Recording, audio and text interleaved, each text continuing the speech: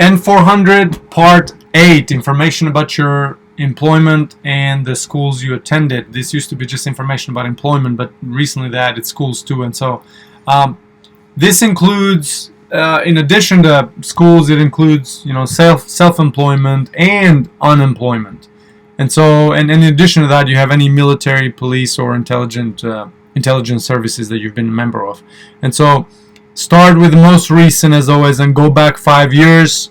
Really, again, the main reason for this is not just for them to get a sense of who you are as a person and your moral character, but most importantly, they're trying to run a background check on you. You know, are you the type of person that should not receive U.S. citizenship? Really. So then here you would add your, employments of the last 5 years, and some people have just one, and for most people it's additional. And so, you have the employer or school name, street address, and then the dates from what date to what date really matter. And then just you can select the occupation here from the drop down box. And sometimes if you don't see the application, you might be able to even include one yourself, and so or to type one in. And so just make sure with the dates that they're